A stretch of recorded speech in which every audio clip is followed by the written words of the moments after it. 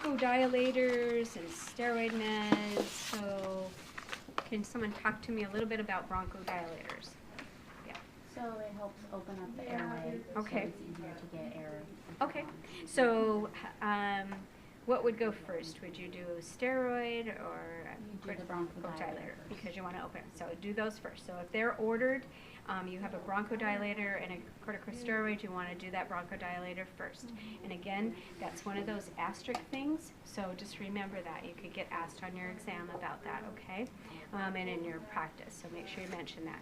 So another thing with these is this one's not a fancy one. It doesn't have one of those metered dose on there. So if this is the first time you're using it, you know, you want to make sure you shake it always. But if it's the first time, you might have to pump it, I think, to get it down to the first dose. And so you might want to do that first beforehand. Otherwise, you're probably getting it. It's been used already. So again, shaking it. So what about corticosteroids? What's particular about those with inhalers? Is there anything special instructions? You have to rinse your mouth out. Right, and why do you have to rinse your mouth out? Do you remember? Yeah? Because you can get thrush. Right, thrush, yeah, that gets infection. So you want to make sure. So that's something you would do last, so you want to rinse it out. So you approach them. Now, if Mr. Brown is independent and he's been using these for a while, I'm going to hand it over and let him go ahead and use it, okay? I don't need to cuddle or baby him. He could do it himself, you know. But if I am observing that he's doing it wrong or incorrectly or it doesn't seem like he's handling it, it would be a good teaching time, especially if they're going to go home on it. But I would keep my eye on it and see how he's doing, okay? If he does have trouble with it, then I could help him out, or certainly if this was the first time for him to have this, then I explain to him this is your albuterol. It's going to help you with your wheezing, your shortness of breath, and so he can put his lips around it, take an inhale, blow out, and then squirt, inhale, and he holds it with, do they say about 10 seconds? Inhale and hold your breath for 10 seconds. And if at any point you think that, gosh, this client or patient is not doing well with one of these and probably might be better off with a spacer, you certainly could advocate and ask your provider for one of these, okay? Such as maybe elderly might have a hard time holding their breath or paying attention or, you know, following instructions. Who else might have a hard time?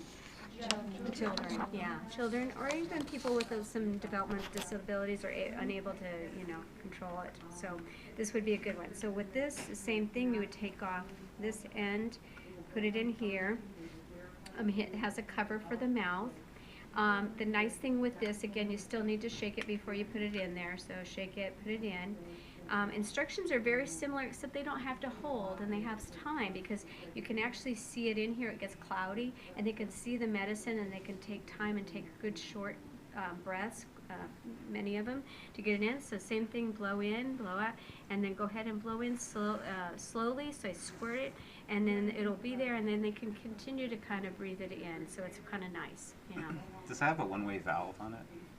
Yes, it does. Oh. Yeah, yeah. So it's not puffing out. Is that what you're thinking? Yeah. So yeah, there's a valve in here. It doesn't open up. Yeah, they have to. I can't put my finger in, but it does come out that way. Yeah. Okay. So that's kind of handy to have. These are nice. Medicine doesn't go all over. Okay. So there's those. Okay. Let's see. Any other? Okay. So we talked about. Do we have any SDN treatments? We don't have those here, do we? It's too bad. And you probably see them, they twist. They have a top and a bottom. You put the medicine. It's a liquid. It looks like a little, I call them little fishtails. And you put the medicine in, and then you hook it up and put about 12 liters and hand it over. And it usually has like a little pipe piece to it. If they can't hold on to it, you can put it over their face. And there's ones that has a full face mask that they can wear. And usually kids or elderly will use those. Okay. But maybe we should get one of those. That would be good. And then we kind of discussed it. Everyone have a chance to kind of look at these. So that's kind of an inhaled for COPD or emphysema. All right, so those are those spacers. And then so let's go on to nasal medications.